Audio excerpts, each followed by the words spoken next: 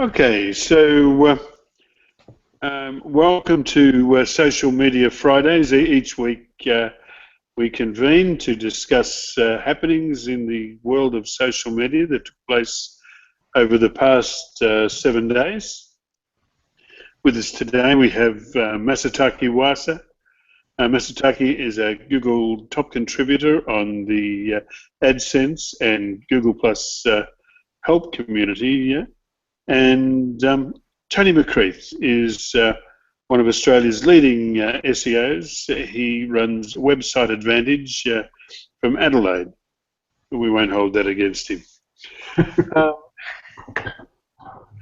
Okay, the first article that we've got on the Social Media Fridays community on Google Plus this week, Tony, is an article titled "Giving People More Control Over When They Share from Apps."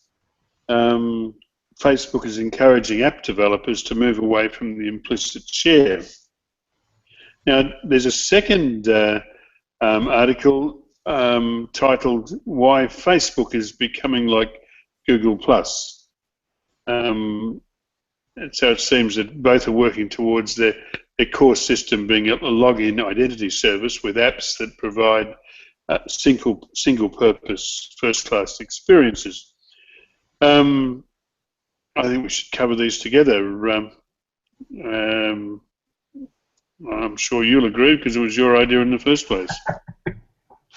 Yeah, I guess they're slightly different, but they're both Facebook and the direction they're going. From Zuckerberg's presentation. So the first one, I think, is to stop people writing apps that annoy people, that kind of force you to do sharing, to continue play games, or doing shares when you're not quite fully aware that you're doing it, to being more explicit, more out in the open, that people get the choice in the app to share the content, so as they put it, putting the user back in control, which I think is a really good move because, yeah, it annoys people. It's I'm sure the app developers won't like it so much because they won't get that free publicity so much, but probably in the long term people will like their apps more and they'll be more willing to give them the free publicity. Now, the title of that other article was why it's saying why Facebook is becoming like Google Plus. I'd put it to you that Google Plus is now about to head towards Facebook more than anything else, given that like their latest feature set of updates were all focused on shiny bells and whistles. I got stories now. After last week, I had a play, and I got some stories running, and they're pretty cool. Yep. And, yeah. Yep. You go ahead. Sorry. Yeah. On that other story, it's kind of both Google and Facebook have always had this kind of login system where you can log into their systems outside their social platform, whereas Google's gone a lot further in the idea of putting it across all the platforms like YouTube, your own website, Google Plus obviously, and Facebook's now officially going in that direction of trying to push that more, that it's not just about the Facebook.com, it's about the apps and all the different locations that you're at that you can integrate with Facebook. So again, it'll make it more interesting. They're kind of going head to head, and they'll be competing on the same domains. They'll be competing to get space on people's websites, in people's apps, which I guess they are in with the login systems already. So Facebook's kind of going, we're going to play more now. So again, I think it's good. So it's broadening what we think of social media as being just a website to everything you do on the web is integrated with social media. Yeah, I think it's unfortunate that we're heading this way, but I suppose it's inevitable because collaboration is so resource intensive that it probably is not cost effective for them to do it. But they've got their login identity scheme. Now all they have to do is figure out a way to provide features to keep people in their scheme with the least use of resources. And of course, single user experiences will do that. But you know, from the very first day of Google Plus, I could see this as being just a great collaboration platform. So, you know, something that could politically change the world. I don't see that happening now. I just don't see the impetus from Google's end. Maybe there was at first, but I think the bankers have taken over. No, it's what people want. People want to share cat pictures. Well, true, but I mean, people also want to, you know, to discuss things of what they think are greater importance. Yeah, you can still do that. I mean, you can still do that on Facebook. You can do that on Google Plus. I think when Facebook started, it was like that too. I think it was genuine, something. It felt something genuinely new, interesting. No, I had. When did I start with Facebook? I think it must have been about 2007. And at the beginning, it was really interesting. But then a few years down the line, a flood of information on my wall, and that's it. I only have a skeletal profile on Facebook now.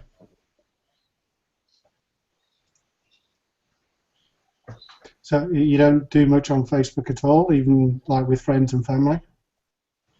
There are a few people whom I can only contact via Facebook. I mean, it does happen that sometimes the email addresses have gone stale or, inactive for certain people, but they do still check their Facebook, so I can send messages directly. So I'm using it as a surrogate email system in that instance.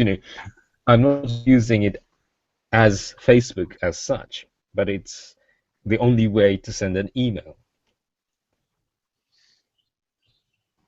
Yeah.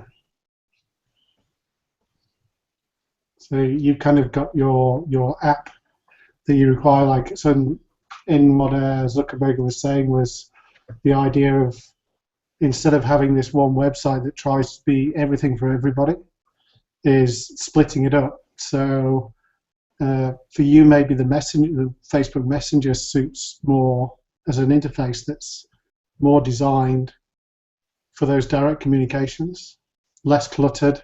It just does that one job. Yeah. Instead of you having to go to the Facebook page and look through and find to send a message to someone, you've got to dig in. Whereas in the Messenger, it's there.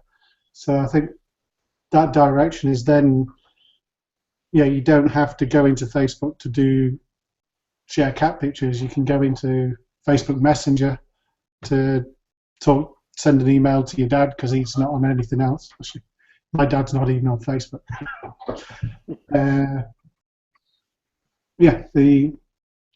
So that's the direction, is, I think, simplify them down, more segregated apps that do simple, focused tasks and do them well is what they're going on. And I think Google's already been in that direction a bit. Yeah. Tony, you mentioned sort of the cluttered nature of Facebook, or the visually cluttered nature of Facebook last week, and I think that's a problem because, in a sense, they sort of built on top of one, layer upon another, and another added new things, removed few things, and I think that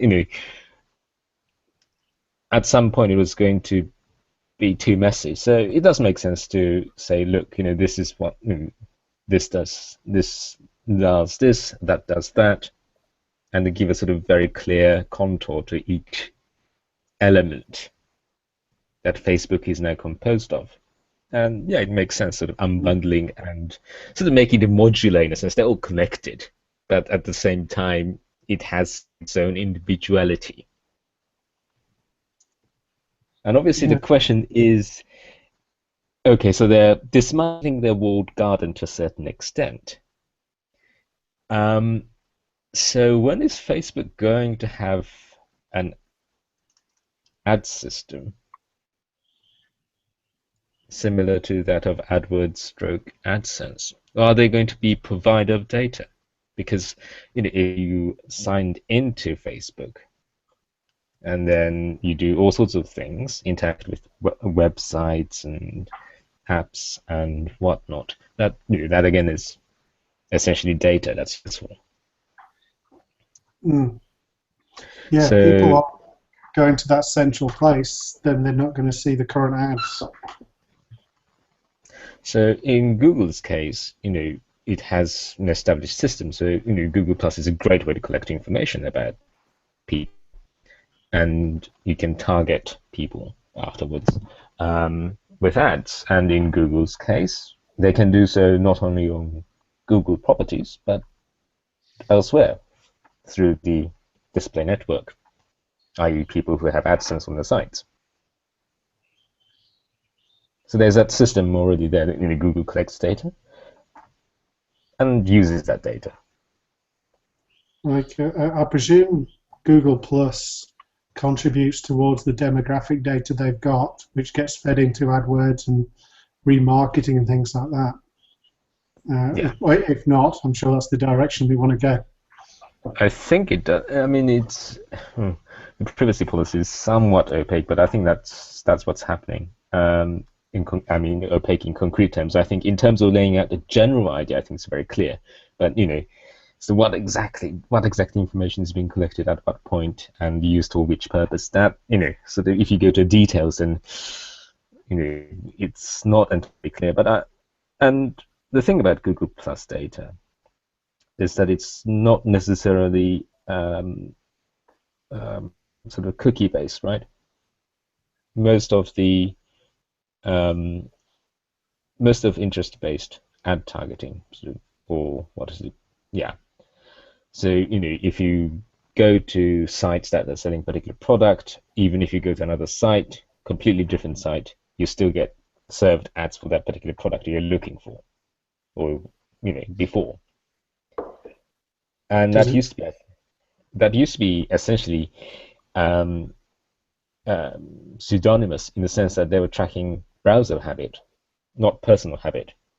So that's why you got strange ads if you share a computer between few different people, because people were going to different websites, and it was very difficult for Google to come up with an accurate profile of who you were. Whereas if you sign in to Google Plus one things, share things, that's retrievable at any time, provided you sign into that Google account. And that has a much better ad profile in that sense. So Facebook can do something similar, right? So that what people like externally or even internally, what they share, what apps have they downloaded, what apps they use, and so forth. And because they have such a huge number of people, it's a great source of data, because then you can have great demographic data. Yeah. So you could say, I want to target 18 to 24-year-olds male who like particular things and have done X, Y, and Z. Is that a personal confession, Masataki, or do you think that's a marketing aspiration. I think it's a general direction. I don't think it's. I wish I knew sort of how exactly sort of personal data are used with regard to ad serving. I think it's one area that I'm not entirely sure what's happening, but I think that's a general direction. Because forgive me, I was trying to make a joke. You said you wanted to target young males 18 to 24. Well, I'm not. Come on, I'm much older than 24. That's why they're young. Exactly.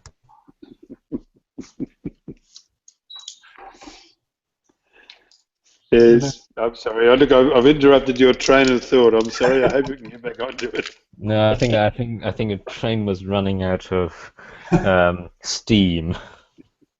But if Facebook can get themselves onto more and more websites, they've got more opportunities to follow people, not just on Facebook itself, but as they go to websites with the, I think, however they do remarketing and stuff, is they can see where you're going to and get even more information about who you are, which is what Google's doing with the remarketing.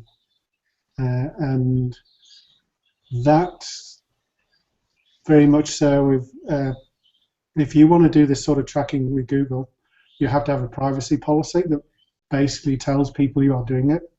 So that's kind of the rule there. And I'm sure that tracking covers any website that's got adverts in AdSense will be involved in the network of this tracking. Because obviously that's where remarketing comes in. You go to a website with AdSense, and they've got a cookie there that's saying, this guy previously visited your website, and you want to advertise there. Yeah. So it's about getting that bit of JavaScript on as many websites as possible, so you're literally tracking people as they travel around the web. And I think that's where Facebook's a bit behind. And maybe one of the reasons they want to do this separating out so they can get themselves on more properties. Yeah. And it's about targeting the person, not the browser. You know, they're targeting the actual person. Well, person insofar as that person is represented by that profile. You know, they don't, in a sense, they don't really identify you as you, but you know, through that medium or profile.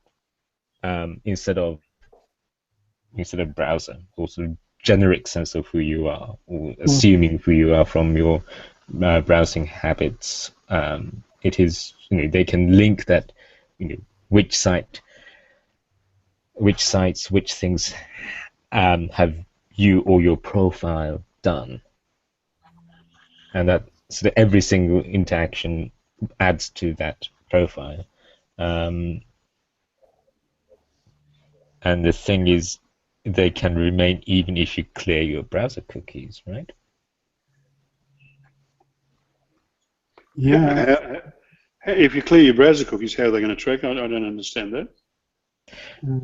Perhaps not all, but what I meant was that if you have, probably not. Sorry, I think I didn't say that particularly well. If you do anything related to Google Plus, so for example, if you share or +1 something, that's sort of +1's a public act, so that goes into record, right? So even if you clear your cookies, the fact that you have +1 something remains because that's registered. And let's assume that you +1 loads of things that relate to a particular area. Then Google will say, okay, oh, right, this person has signed into his or her account, and we know from the +1s that he or she has given that he or she is interested in this kind of things. Let's serve this ad. It doesn't matter if you clear cookies at the end of the session. The fact that you +1 something or shared something is there, you know, and once you sign in, that sort of ad profile based on what you've done using Google Plus functions that is retrievable by Google every single time you sign in, and it gets added to every single time you make an interaction. So sorry, I shouldn't have said that. So every single visits to every single website will count, but it's rather that if you do make that kind of interaction with Google Plus, then that's an information stored on Google Plus, as it were. They probably just need one thing that can link it all together. Like in Universal Analytics, they have I think they call it a user ID or something. And as long as you can have some way to keep that as your cross-device tracking ID, they can pull it all together. So if, say, you're logged into Google and you use your browser, then you go to your phone and you're still logged into Google, it recognizes that as the same user moving around. And you can do it yourself even further by, say, if you have your own system where you have your own login, if you can kind of link that in with Universal Analytics, you can also do cross-device tracking with your own custom user IDs. So there's a lot of power there that pulls in this way to recognize who you are, rather than your instance in a browser or your instance on a phone. And it's a big move with Universal Analytics, and I presume all that sort of stuff is pulling together to help Google themselves track things for advertising. Like I'm just looking at analytics at the moment, and they know what sex you are now. They know what affinity you have with things, and your interests. They're getting this information from somewhere, and it's got to be as you're moving around Google properties and your Google Plus. Yeah, and the thing is, there has been a backlash against interest-based ads or being stalked by the same ad, wherever you go. Yeah, I call it stalking as well. Remarketing. And that's why EU has come up with the cookie law. You have to get explicit consent. So, and browsers are now building into the functions do not track. Right? I think many browsers now have an option to choose that that you don't get tracked. So, to that extent, cookie-based tracking, the days for that might be numbered.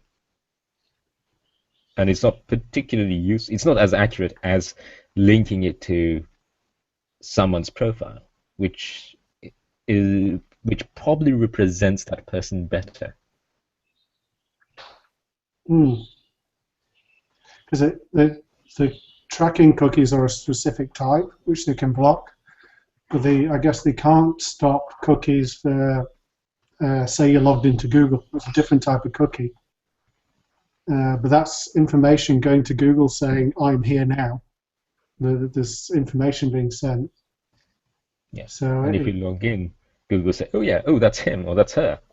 Yeah, they know exactly who you are, and they can basically track in the background without having to explicitly have a tracking cookie.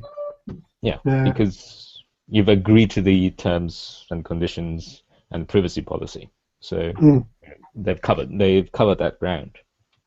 So if you visit a website and their website has AdSense on it,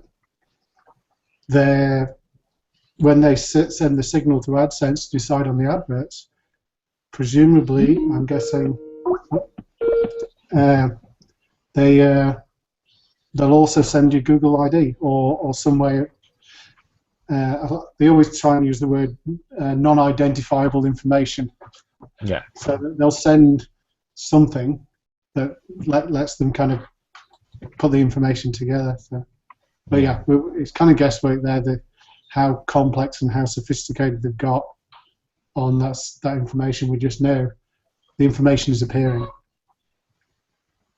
Yeah, And I think if you +1 things a lot, I think that's when things are a bit different, because then I think that's a public act, and that is a indication that you like something, or you have positive, broadly speaking, positive sentiment towards that thing.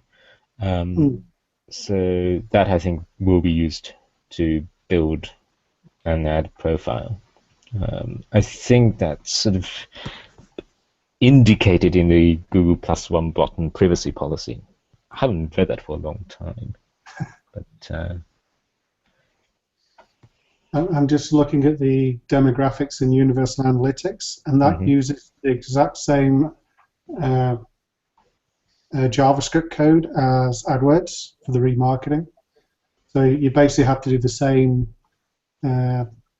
privacy policy things and give people the option to opt out. So both AdWords and the Universal Analytics are gathering the same data. And there's a lot of stuff there. There's very few blanks, it seems. Age, sex, affinity, which I presume is kind of, as you browse the internet, you create Google gets an awareness of what you show interest in. So I'm looking at one, and home decor is a top thing. And yeah, they're already gathering a lot of data.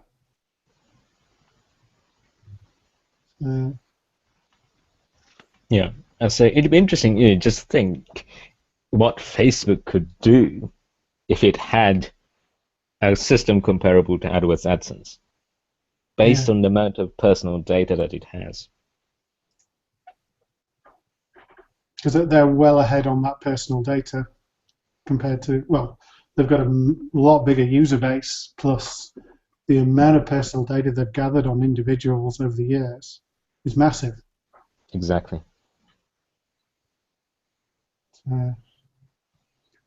Maybe that's why they're going to get that search engine of their own, so they can put adverts in the corner. Yeah, and it'd be interesting, if Facebook does come up with, Facebook's version of AdSense.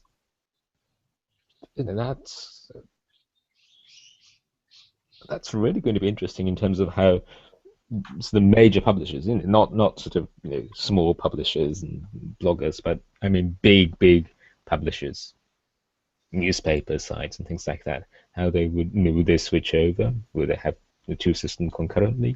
It's going to be interesting.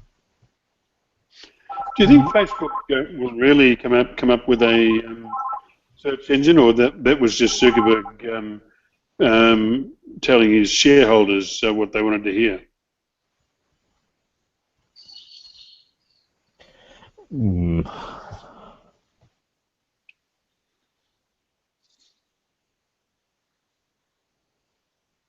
I think, if we say that the future of search is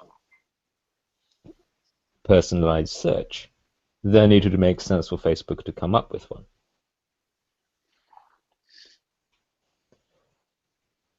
I think, well, it's the same with Google now, isn't it? The idea that there's a single universal result, that suits everyone, that's gone, and now you have localized search results and so on and so forth. And it's going further down that route. It's becoming more granular. It's becoming more personal. So if we assume that, if you can link personal data and then provide the best possible results for that particular person based on what that person has done, liked, downloaded, interacted, engaged, then it does, I think, make sense for Facebook to come up with a search engine.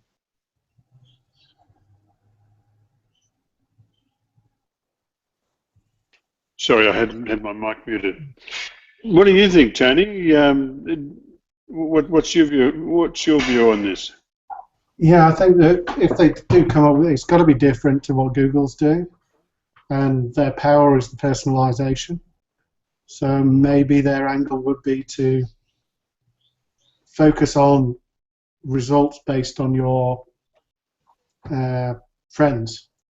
So more of that, what Google's trying to do but not doing that well, is the personalized results. So if they can float up results where a lot of your friends have actually liked the results and things like that. So they've got to do something different there. They can't compete head to head with an exactly the same type of search engine. In fact, it might even have to be different enough that you don't call it a search engine. It's somewhere where you get your answers. Yeah, answers and recommendations. Yeah, because if it's friends-based, recommendations is a good term, isn't it? So a recommendation engine. It's probably been done. Yeah, I mean the idea is you type in, let's say, film, movie, or whatnot, and then it will come up with something that you probably like to go and see in the cinema, for example. Using Based your on personal information and who you hang out with. exactly. So they say, okay, so many people have liked the official page for this movie, and so many people have seen this trailer among your friends. Therefore, it's likely that this is something that you might be interested in. And it's where they can beat Google. Google's trying that, but they don't have enough people logged in. They don't have enough social activity going on to get that critical point where it's useful. Yeah, or history. I think that's the thing. I mean, with time, it's going to get better, but at the moment, Facebook holds the cards. It just doesn't know how to use it yet. And it'll take some implementing, like something like AdSense. They've got to implement a whole framework of how they pay for the people who own the websites and how that side of it works. Whereas if they have their own search engine, they control that and take all the profit.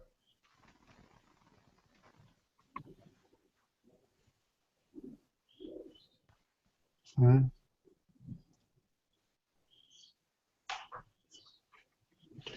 Okay. Well, have we done this to death? yeah. Probably next year there'll be another presentation and another direction. Have you guys looked at what Cortana intends to do? Who's that? I'll take that as a no. Cortana is well, I know very little about it myself, but it's more like a Siri on steroids, I think. The Windows one? On the Windows platform. Anyway, all right. Let's look at our next item on the Social Media Fridays community on Google+. This was item number 3 on your run list, titled an interview with Anne Smarty. I like Anne's style. Apparently, her boss, when she was still an intern, wanted her to be more well known than Rand Fishkin. I think she's almost done that. And of course, she and others were running My Blog Guest, or still are running My Blog Guest. And apparently, according to this article, that they have another brand to roll out very soon, which is probably My Blog Guest without the pain points.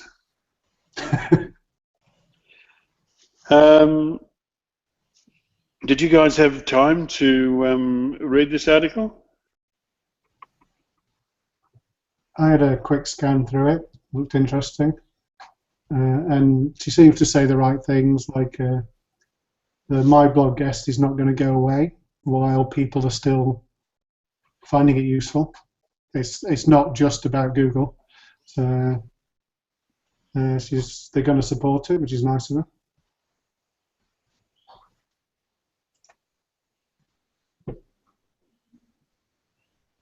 What about you, Mr. Taki? Tell me what you think of Anne Smarty and the My Blog guest issue and how it all shook out.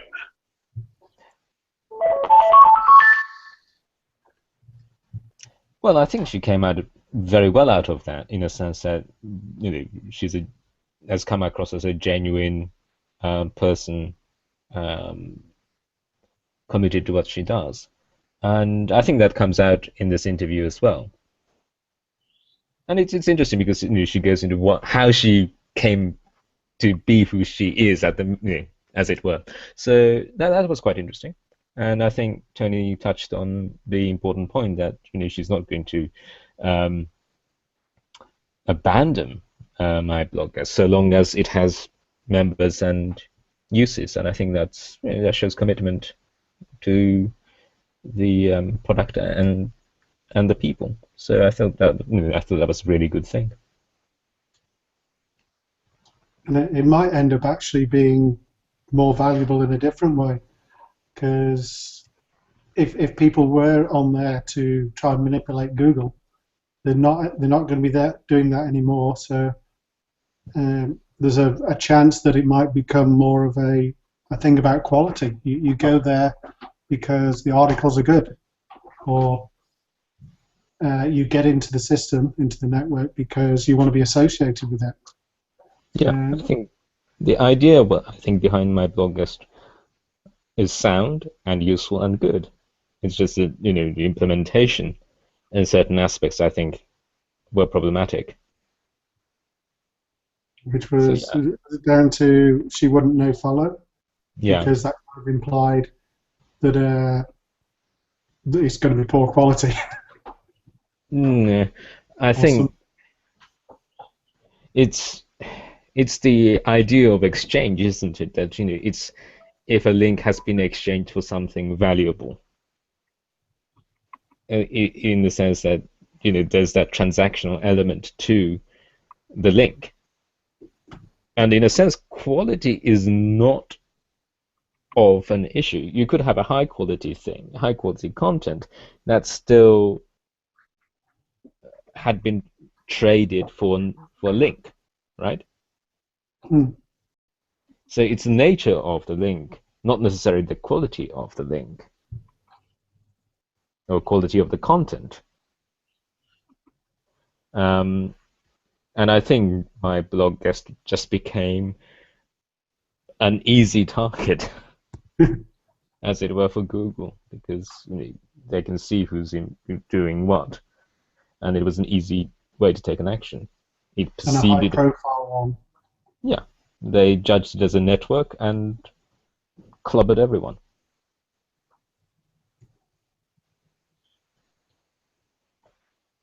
Well, I wish her luck on whatever the next adventure is. Yeah, I think that was what was done to them was an attempt, a half-assed attempt to put them out of business, going after all of their clients methodically instead of algorithmically. I mean, nobody could criticize Google for changing their algorithms, but mechanically going after people, it's just a disgrace. Anyway, all right, so that's that article done and dusted, and we have another one here posted by Tony McCreath. 2014 Social Media Marketing Industry Report. I've got to say that I'm almost asleep already just reading that, but I'm sure, Tony, you can put something into it. My name is Michael Stelzner. I'm the founder of Social Media Examiner, and I'm here to share the brand new... You're watching the video now. Perhaps you've been wondering what... Got rid of it. Yeah, I'm just trying to bring up the... I think I've got it somewhere. Bring it up.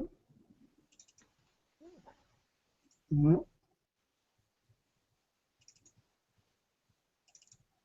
We'll do the non-video version.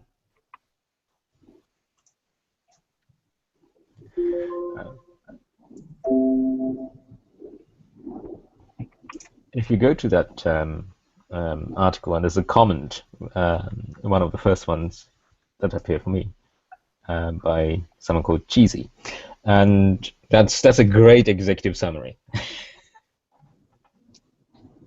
And I quote, it's a quote from the 52-page report that you can see on the site, and it says, quote, 92% of marketers said that social media was important to their businesses. 92% of all marketers indicated that social media efforts have generated more exposure for their businesses. Only 43% of marketers feel that like their Facebook efforts are working. Only 37% agreed they were able to measure their social activities.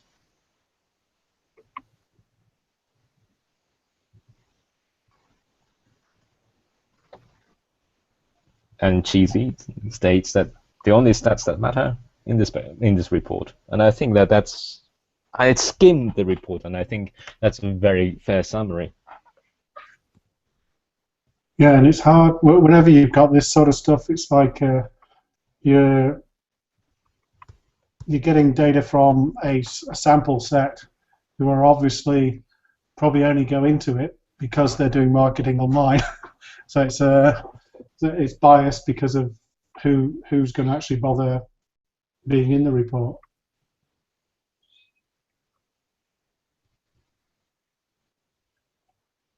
Pretty graph there.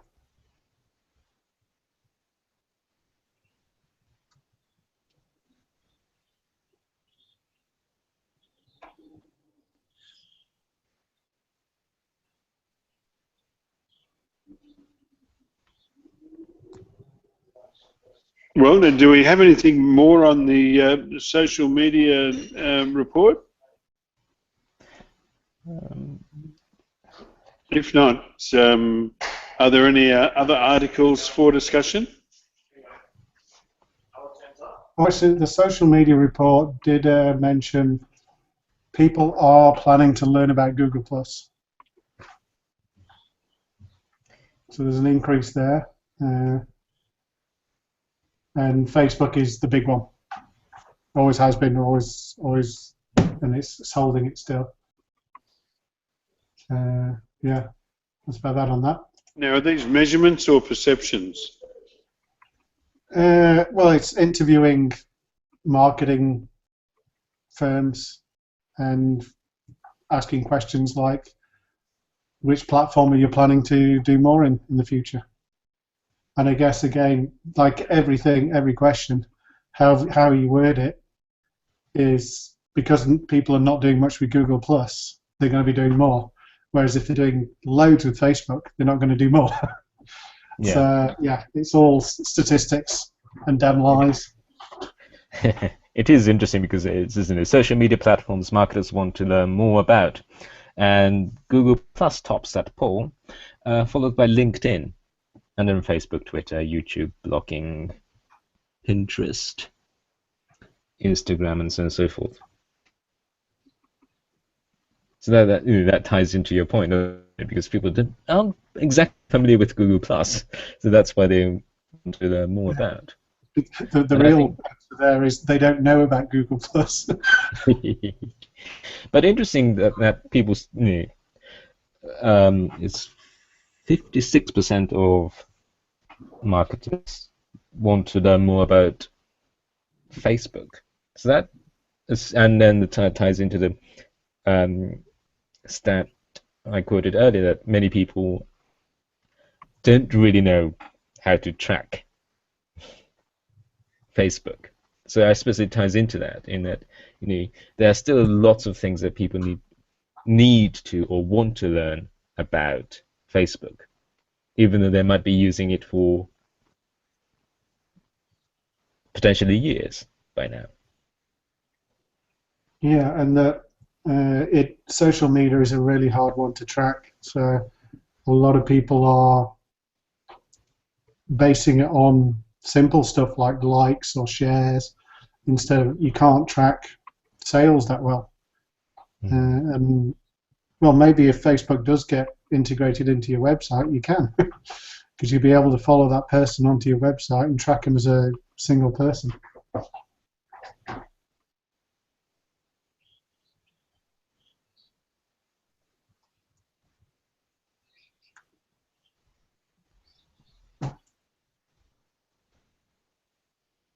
I just put into the chat that we currently have 2 viewers. That's a record. Whoever you are out there, thank you very much. It's your interest that makes what we do worthwhile. Thank you. Unfortunately, though, I think we've run out of puff this week, have we? We have no more articles to discuss.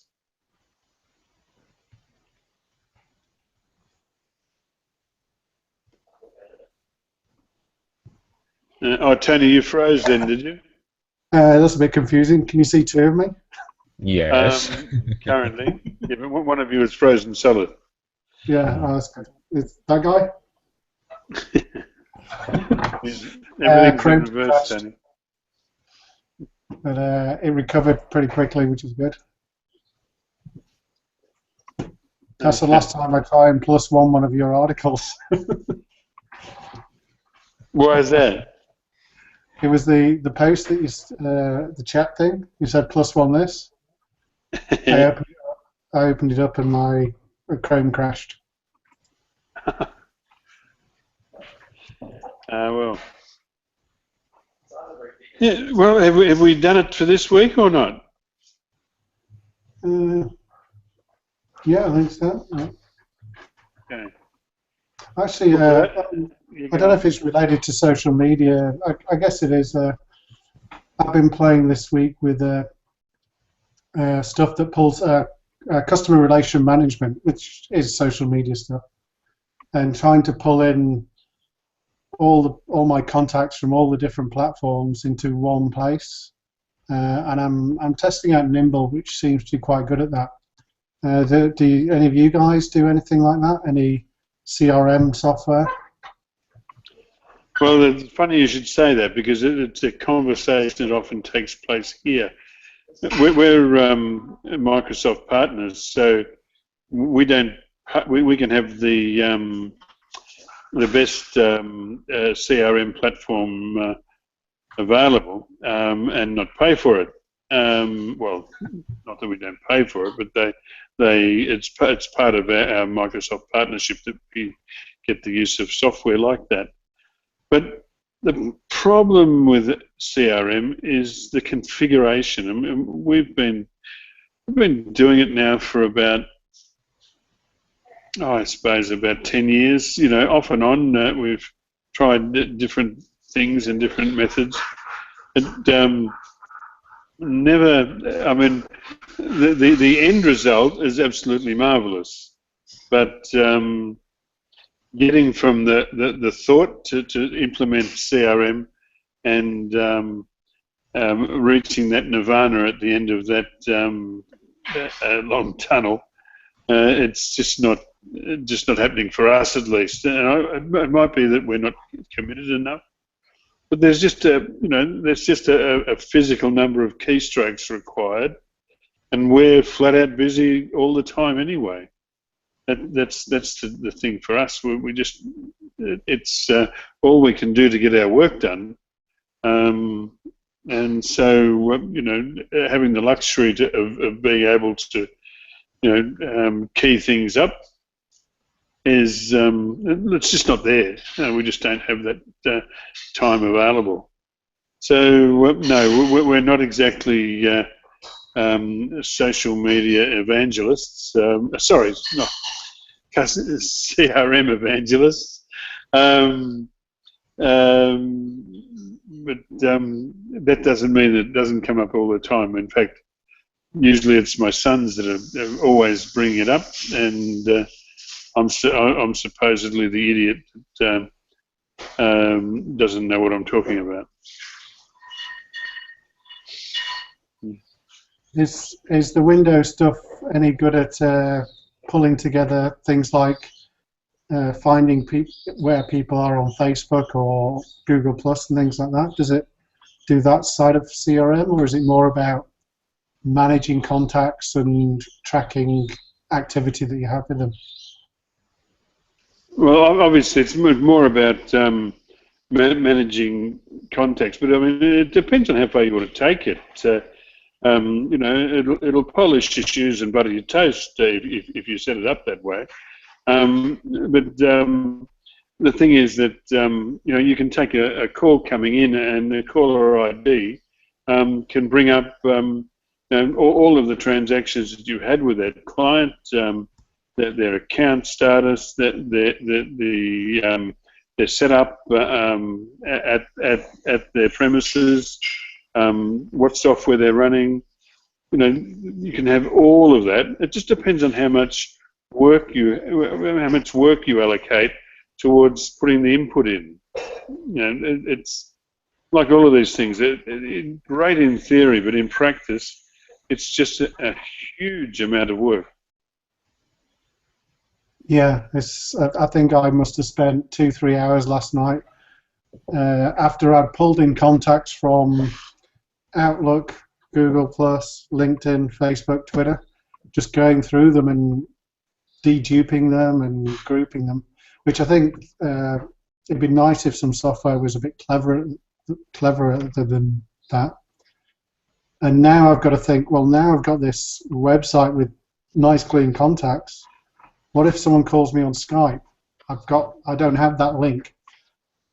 Or if they call me on my phone or text me, it's not all linked together, and so it's really hard to try and get all these together. And still waiting on the piece of software that does it perfect. Microsoft have come up with a messenger that, oddly enough, is called Link, and from it you can basically do everything that you can do in a Hangout, as well as share desktops, have a text message. The only place it falls down is that if the recipient is offline, they don't hold that, and that's one great thing about the Google Hangout app, is that you can you put a message down, confident that the person that you're writing to will eventually see your message. It won't just die. But apparently they're working on that. But with the CRM, mobile calls and all of that, your email and so on, it's all tied into the CRM. Yeah, and it butters your toast. Yeah, I think for people in social media, I think their typical use for a CRM is slightly different. Instead of dealing with existing contacts, it's more of a concept of finding new ones. So, for example, I pulled in all my Twitter profiles, and now the system might help me decide which ones are worthwhile getting connected with and things like that. So it's more of an outreach thing, whereas I presume your typical CRM is you've already got leads, the leads in your system, and you work from that part, whereas this is finding new leads and buttering people up, chatting with people and things like that, which the existing CRM systems aren't really oriented around that. So, for example, I like the idea of I can go into my system and say, list all the people on Twitter, find the ones in Adelaide and the ones with a high clout score. Let's see what they're up to. So it's using that data in a way to help find who you want to connect with on social media, which I think could be very useful. Surely things like TweetDeck are just as useful for that? Apart from that's just the one system. So something I've been looking for ages is kind of like pulling the people on Twitter, and from that find out where they are on Google Plus. So you can connect with them across the platforms they're on, or you've got an email list.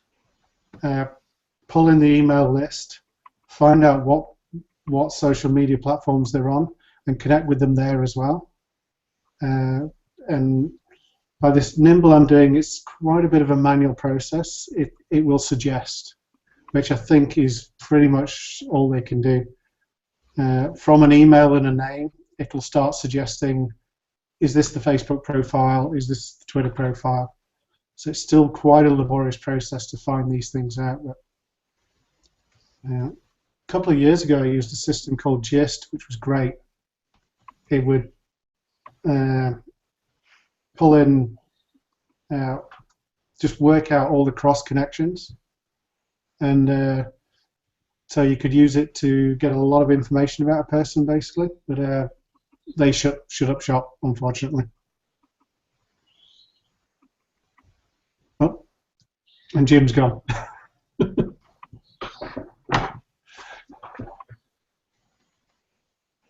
You still there, Masataki?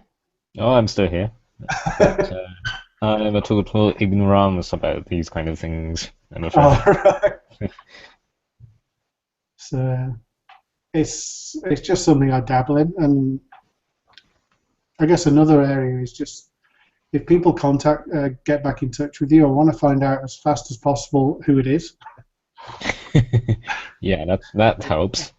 Like my goldfish memory, and you get a call, and you know what people are typically like. They'll go, "Oh, hi, it's Jim. How are you doing?"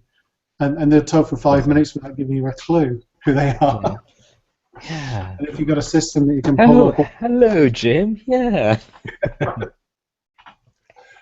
And especially if it could be fully integrated, so that, for example, the phone number instantly pulls up their profile, would be beautiful. Would be great. But I can't quite set that up. What I'm going to try and do is, now I've got a tidy set of contacts, I'm going to try and export it and import it into my LinkedIn and my phone contacts, so that at least the details I've got of a person are there instantly, and less of those embarrassing moments where I'm trying to get clues. Yeah, I'm hopeless with names. Yeah, well, it's like it was the other day. It was a guy I worked with called Bruno, but I worked with 3 Brunos, and so for a while, until he said something that narrowed it down to it's him. I was going, which one am I talking to? So we're going through all the pleasantries of like, how was your weekend and things, and I'm going like, give me a clue, go on. But did he go fishing or something like that? The weekend. No, he eventually got onto the work subject, and then it's like, now I know. But if I had that link of the phone number telling me straight away who he was, that sort of stress is avoided. So, yeah, one day we'll have the perfect world, and you got your Google Glass that tells you instantly who you're talking to. Virtual assistant. If Google Glass ever gets into production, I will walk naked from Brisbane to Melbourne.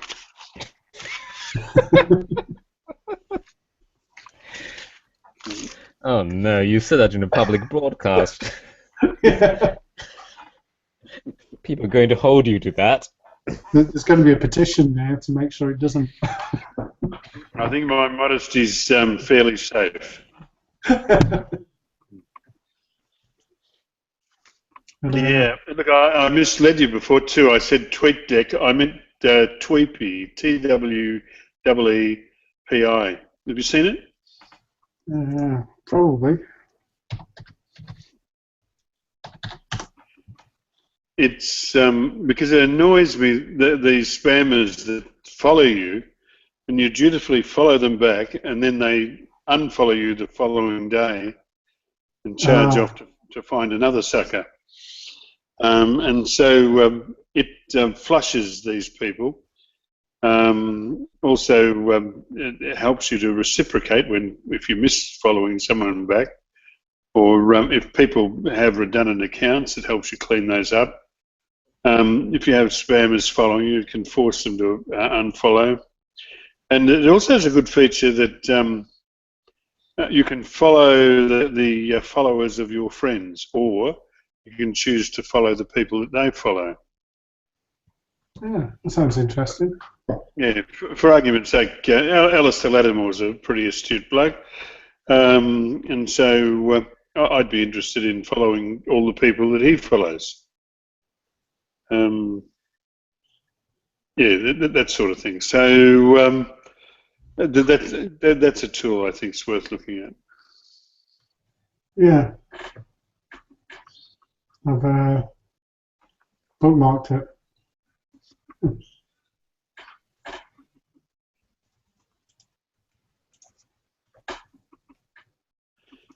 Okay. I think we've covered everything. I think so. What do you say, Masataki? Yeah, I think we've covered the topics. All right. To the viewer that's still watching us, if you'd like to join us in the green room, we'll close this broadcast off.